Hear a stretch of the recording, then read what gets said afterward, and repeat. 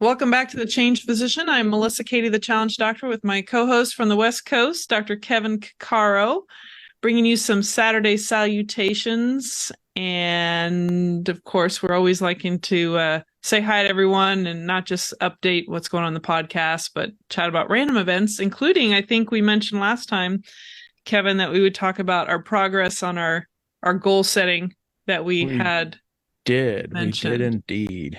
Yeah. If you don't know what The Change Physician is all about, you can go to thechangephysician.com and learn more about us and what we've been up to the last few years since pretty much the pandemic. We have been going and going. So right now we've just been doing Saturday salutations and some lives, and there's a plethora of interviews that you can always access on YouTube or on the multiple sources of podcast venues. So you want to mention what you were striving for recently? Sure. I mean, I'm almost done sharing these. Doing your sharings. Yeah. Okay. Yeah. I think the weirdest thing is I don't get like when we start, it doesn't really give me a notice anymore. Facebook is so weird. It really is just bizarro. But anyway, it's a full-time job to keep up with what's going on in Facebook. Yeah, and actually, so this goes back into September, and I can't remember if we did an episode on it or a Saturday salutations, but we were talking about some basically some health goals that we had. Yeah. And then I was like, well, how are we supposed to share this? But then I found a calendar, our 100th day from when we said we were going to do this is actually going to be December 14th. Oh, wow. Which is interesting. Anyway, so it's flying by. Yeah, I know. Isn't that weird? I mean, it's been almost 100 days. Like it's literally only like 3 weeks away from here, not less than a month. And so we talk a lot about health. We talk about little simple kind of change things that you can do. And my big one that happened in the beginning of September was I was starting to have frustration with I wasn't losing weight. Yeah. And I'm not a big weight guy, like actual what your scale thing is. But it was getting a little frustrating. And I think the biggest issue for me was I had done a lot of bodily recomposition over the last 2 years where I'm gaining a lot more muscle, but the overall weight wasn't going down. So now I know we all know we have to lose some stuff. So I finally was like angry. I'm like, I'm going to do what basically all the evidence says is I'm actually going to start tracking my intake. And specifically, I was looking at my macros. Mm-hmm. And it is always interesting to me. It's like, just go look what the best practice is and just do it. Yeah. And like everything when it comes to particularly losing weight is you need to track what you're eating, and you can be as simple as writing it down or taking photos of your food every day. I was a little bit more extensive, and I put it in a book. Nice. So I checked out my amount of calories. You use those little caloric calendar things. It's like, what's your weight? Where do you want to go? How much activity you do per week? And that gives you the rough estimate. And then I also load heavy on the protein because I'm trying to gain muscle mass at the same time. And so it's high protein, basically high carbohydrates and low fat, which is kind of the traditional thing versus the high fat thing that, with the keto and all that stuff. Yeah. So all that to say is in the last 12 months, I've lost, or not the last 12 months, in the last 3 months, I've actually lost 12 pounds, and I have not lost any strength. In fact, I am stronger now than I started. Yeah, it is. It's pretty cool. So I had this, and this is with travel. So we were gone for roughly 2 weeks to Europe and Iceland, and then back and then to Chicago. So even with the travel and all that stuff, it's so I'm really happy with the progress on it. That's and impressive. I'll talk about more, but I'll let you go because I have some other little things that I've done with it that kind of help this process. Mine's not as exciting as yours. I've had my little pull-up challenge. I'll just say, and this is a perfect example of sometimes it's like, I think I can. Like you have spurts and you do well, and then you just like forget, or you travel, or you are just forgetful. But I was doing, I know that I improved my strength a little bit, with the base of the pull-up bar in the doorway of my office. So that way it's like in my face. So I was doing it pretty well. Like I could tell that I'm stronger because I can actually go up a little slower without using momentum, and go down slowly versus fast towards the ground. So my strength has improved a little bit with, several days I miss, and then I'll do one, or I'll do a couple. I usually do a couple sets of 15. And obviously I'm touching the ground. I'm not quite at that point where I can just transition. I don't want to cause injury, so I'm taking the adaptation approach and being smart about how long it takes me to go up and down, and over time lengthen that so I get stronger. So my strength's improved a little bit. I have not been perfect every day doing it, but I've also just started up with doing some lower body strengthening too. So overall, my goal, especially when I hit the 50 days until I turn 50, I want to be like super hardcore then. When do you turn 50? April 9th. April. Oh, okay. I'm a year older than you. Huh. Yeah. You only look 10 years younger than me. So, as you know. Oh, please. Yeah, it's true. It's true. I don't think so. So. I've turned, since I don't have really hair anymore. And once you're bald, you like are eternally 60, which isn't fun. And when you're not 60, but when you're 90, it'll be great. It'll be great. Yeah. It'll be great. My grandfather and my uncle were bald, and I remember one time seeing him at a distance. I'm like, who are those two guys? They look the same age, and it was my grandfather and my uncle. And he was about 90, and my grandfather and my uncle was about 75 or something. Yeah. So that's something to look forward to for me. But right now, unfortunately, looking 60 when you're 50 is just not as cool. Yeah. But, yeah. So I did want to add a couple things here. So we've talked about habits and kind of juice change. I think the biggest takeaways for this for anybody is really there's two major behavioral points with any sort of behavioral change, and that's all about friction. It's like when we reduce friction, or we can increase motivation. And reducing friction for the long term, to me, is probably one of the better ones. Motivation, obviously, you have to have some of that, but anything you can do to make the process easier is key. And what I like about your pull-up thing is putting the bar like literally where you can't pass it. Right? You have to see it. And that makes you do what I call the old, if I choose not to do it, is because I'm lazy, right? Yeah. It's so simple and stupid. Then and that's okay. But as long as you're actively saying, because I cannot stand it when, I just don't have time and I don't have this, or, blah, blah, blah, blah, blah. It's like everybody's got the same 24 hours in a day. How you prioritize it is one thing. And when you sort of rationalize it that you have no time, then you really are putting yourself in the corner where you can't institute the change. So, anyway, that's like my big thing. And you can say if you're busy, but you could still prioritize this stuff. So I love that. And then when it came to tracking macros, like literally writing the things down was really important. And it kind of got repetitive because I was writing a lot of the same things. Yeah. But it makes you notice them. And the other part that was really useful for me is basically kind of was teaching me portions. Because when you haven't been monitoring it, and you're living in the United States where there's so much food around, it is really easy to eat a lot more than you need. Yeah. And so the initial part of tracking that was really useful. And then the second part was, because tracking was sort of a pain when it came to figuring out what to eat, like looking up, okay, this piece of bread's this chicken is this, and doing that all the time. Within 2 weeks, what I really was like, okay, I need to make this even easier. So then I was in the process of trying to make a daily menu. Like, this is going to be what I set to eat every day. And that way I don't have to think about it anymore. Again, trying to make it super easy. And what I stumbled into, and I don't think we've ever talked about this yet, was these companies that make these, I don't want to call them supplements. I don't want to call them meal replacements, but they kind of are that. It's where they have kind of made nutrition easy. The one that I didn't know did this, but it was the first company I realized once I kind of looked into this, because I've heard the name all over the place, is a company called Soylent. Have you seen them?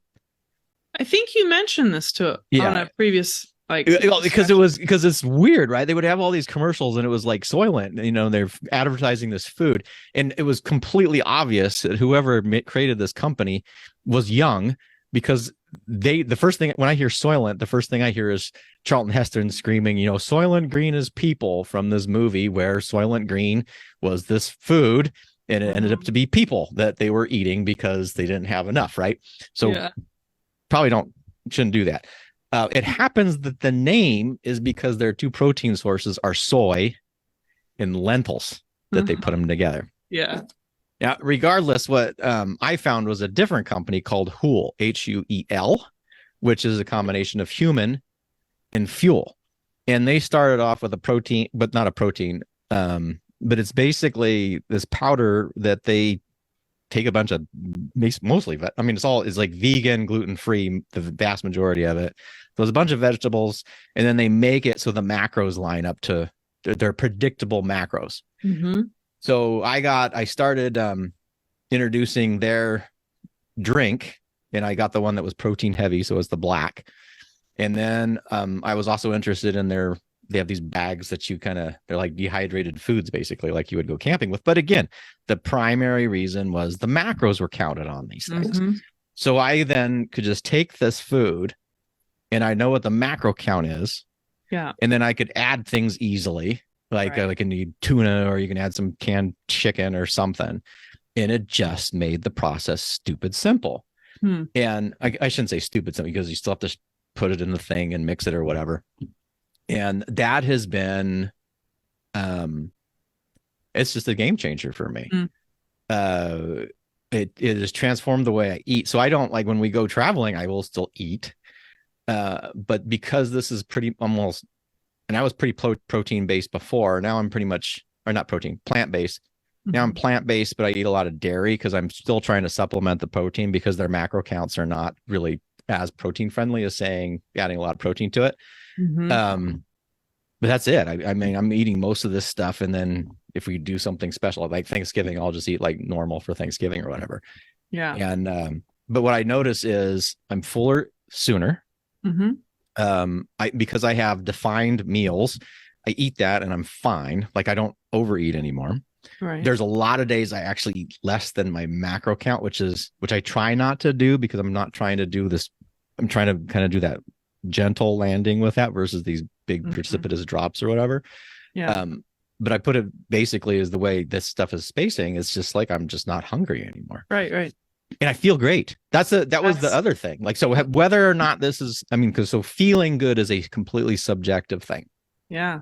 And when you're moving into the subjective realm, which we've kind of hit around here, which include things like pain and nausea and fatigue and all this stuff, it is very difficult to say cause and effect, because it could be, yes, your meals change, but it could be that you're feeling good about yourself. There could be an improved locus control. Your perception of what you're doing may be improving. All those impact your actual feelings of goodness. Right. But I'll take it, because it doesn't really matter. Right. And so I don't feel like before I would feel, and I didn't eat crappy before. This is the thing that just blew my mind. Yeah. But I would get tired in the middle of the day. Once I did my workout, I would feel great, and then I would crash.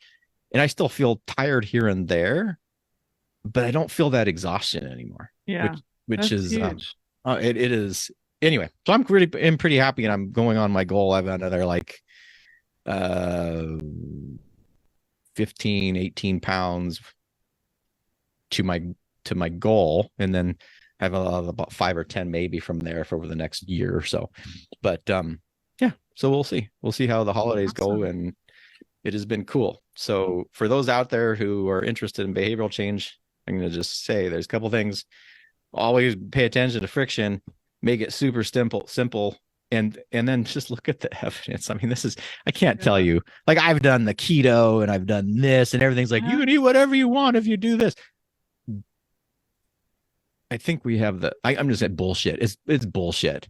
Like, and another part of that is because I started looking at it, and you look at more of the data, Yeah. in all this, and there may be something with insulin levels or blah, blah, blah. But when you actually look at the unbiased data, it tends to be calories. No matter how you do it, if you have less in than out, people tend to lose weight. And with these keto things is people tend to not eat the same, usually because they have a sense of fullness, which is an important thing. And so they eat less. So anyway, just pay attention to data and don't get caught up in much of the hype. I think that is like my biggest takeaway is I'm always like, what does the data say? Like, yeah. Well, you've inspired. Oh, sorry. Go ahead. No. I was just gonna say it just gets frustrating because then you always hear the anecdotes and blah, blah, blah. It's like anecdotes is not evidence. It's just an anecdote. Well, you've inspired me to continue to seek out more understanding of the macros and maybe designing my days around that. But yeah, I think my first agenda is to get more active and strong, which makes the engine and furnace demand more input, but the type of input is really important. So, well, I will add to that. I've actually changed my activity level too. So I dropped my activity level while I was doing this because I was concerned of being not necessarily overactive, but I didn't want to lose muscle mass. And so before I would do like my workouts, I'd have 3 days. Well, a year ago I was doing 4 days and I dropped to 3 days. And then I was doing 3 days and I'm like, oh, I need more activity because I need to lose weight. And so I was adding in a bunch of walking on the other days. I don't do that anymore. I just do my exercise and then I'm very mindful of my rest periods. And yeah, anyway, so I just got to throw that out there as well. Yeah. There's so many components. Awesome. Well, I need to up the ante a little bit for myself, which is part of life. There's a lot of us that have things we want to achieve and we may hiccup towards them and then finally get focused. But like you said, Kevin, you got to make it a priority no matter what. Well, and make it a priority. I guess I have a lot of things I've prioritized or said was important, and they fall by the wayside. And rather, I guess that's the big thing for me is I just having a greater appreciation of friction has been really, really critical. Make it convenient.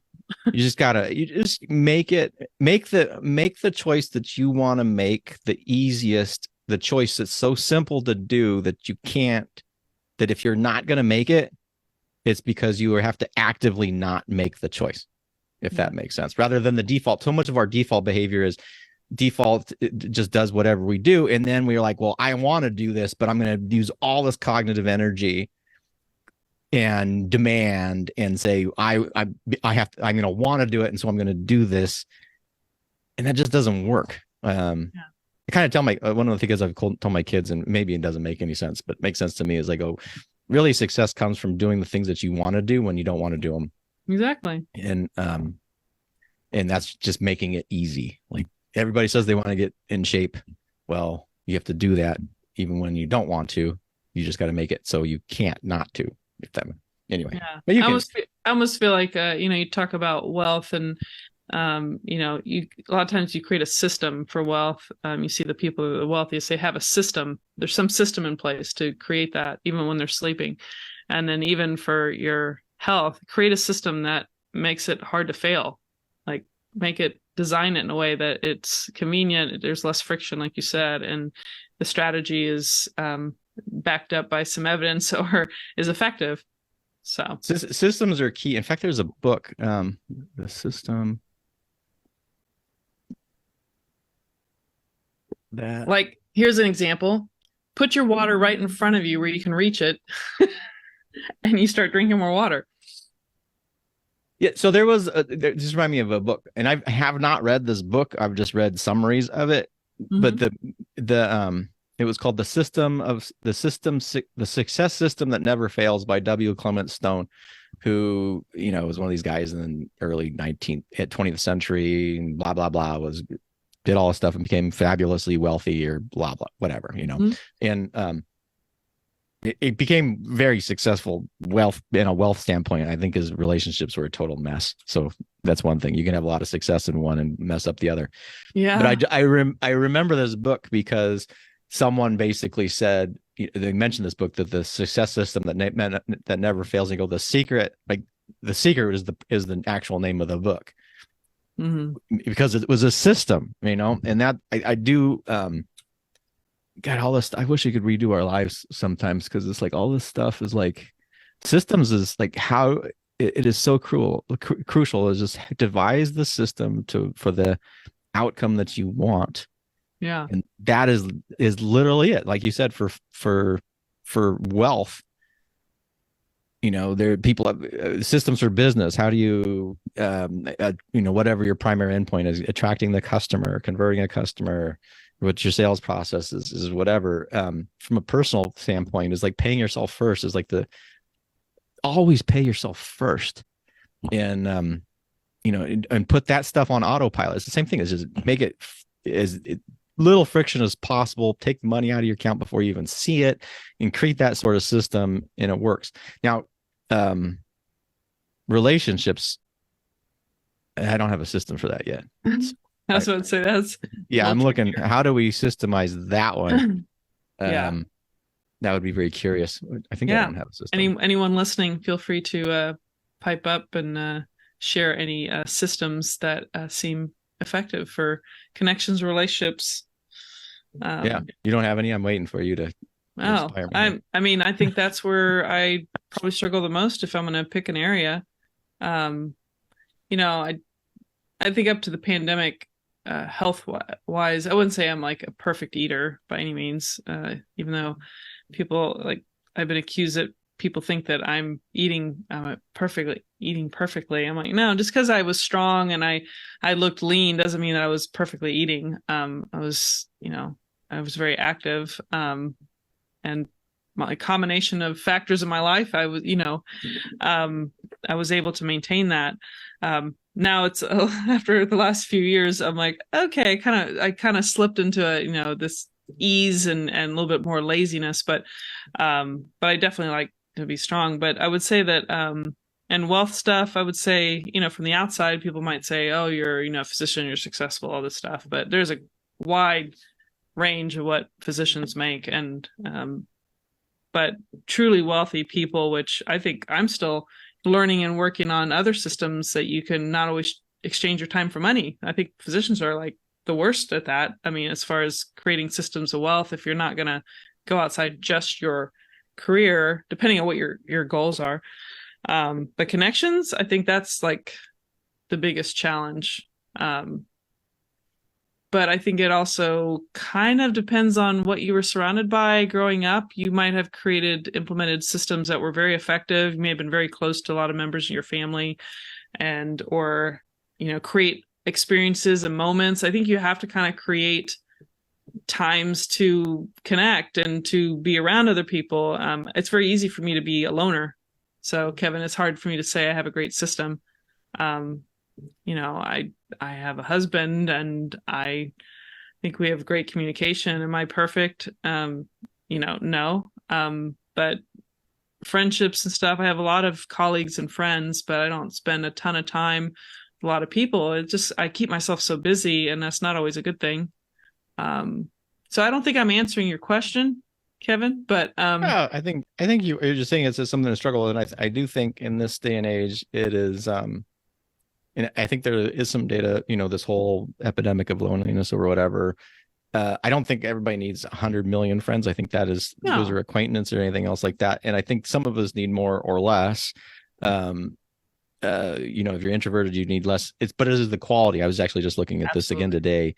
Is the data between quality connections and health is pretty profound. Yes. So for anybody out there listening, this is an underappreciated aspect of your overall health and well-being, is the quality of connections. And I have, talking about things that haven't played out that way you wanted to, I I don't, where's my little 5-year journal thing, which we've talked about a couple times. Yeah. And it has been like at least almost 2 years I've been putting yeah, periodic moments of that. And I've been trying some different things, but I definitely don't have a system yet. Yeah. Um, Well, I will say that the one system that is of benefit in evidence is that married people, assuming it's a healthy relationship, there is a huge benefit if that connection is, of good quality. So I would say if I was single, I probably would favor more time outside the home than I, currently do, even if I do like, my own time. So I'm kind of, you know, there's an advantage sometimes of just having that relationship with you at all times. You could, at times you might get on each other's nerves or need your personal time. That's another issue. But in general, I feel like that system of marriage has a protective benefit for people that are in healthy relationships. But I would say that I also feel that it's important to spend some quality time with friends, because if your spouse passes, you don't have them around, and you've only put on that energy into one relationship. I don't think that's beneficial to you as a person, individual. Like you need to have, your system of either just some very close friends of great quality, and then, maybe some peripheral friends that just enjoy similar things that you do or whatnot that give you a lot of satisfaction or joy. And then you have your home. I just feel like having kind of like those various layers and levels of support from a community and being connected to them in some capacity, whether deep or superficial, I think that is kind of a system in a way, if you want to call it that. So I don't know what you think about that. No, I think I think that's definitely having a network of.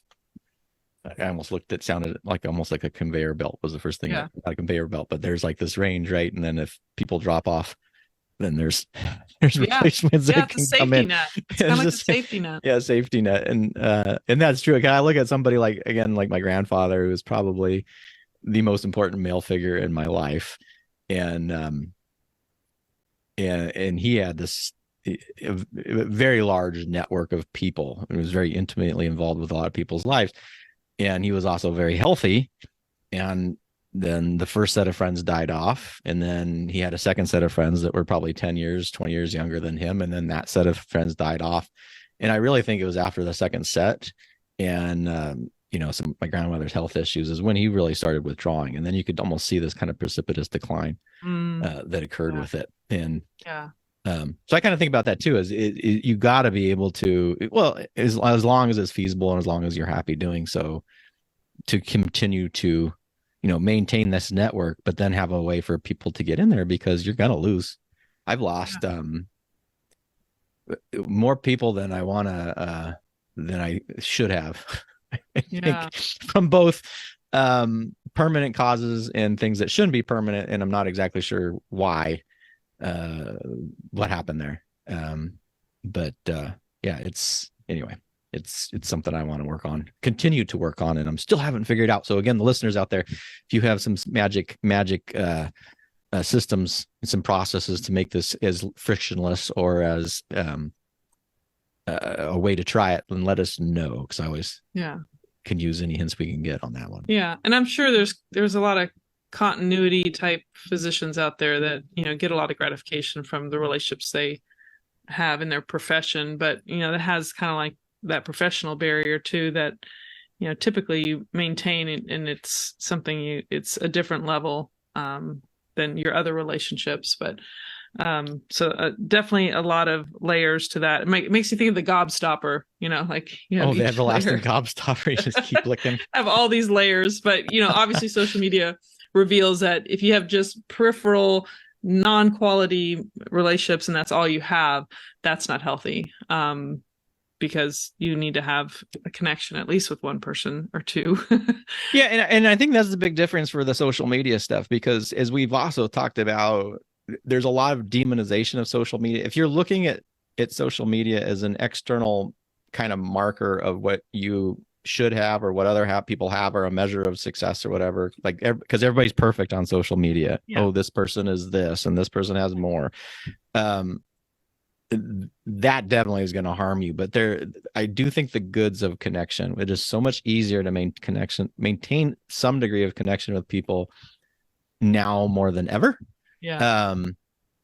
I am not as active on Facebook as I used to be for many different reasons. And maybe I'm kind of like wondering if I maybe should be more, because I still have a lot of friends, like old friends that are on Facebook. Yeah. And even having those contacts in that is different. Now, if you have a bunch of people that you friended that you've never really known or had anything, that's a different story. Yeah. I mean, you might begin relationships that way, but usually they have to go offline to really kind of bring the depth to them that they need. Well, I would challenge that too. Because I think I have a friend who I've never face to face. Let's say that. I wouldn't even say face to face. This was literally game character to game character. I was playing a game in 2001, an online game that I'm not even sure if it exists anymore. And there was a bunch of different people on this. It ended up we had a lot of Europeans and one guy who I'm going to screw this up, Jave, if I don't think you watch this, but I think he's in Sweden. And we are friends on Facebook. I literally can't tell you his name because I think of him as his character name, and his stuff comes up in the feed and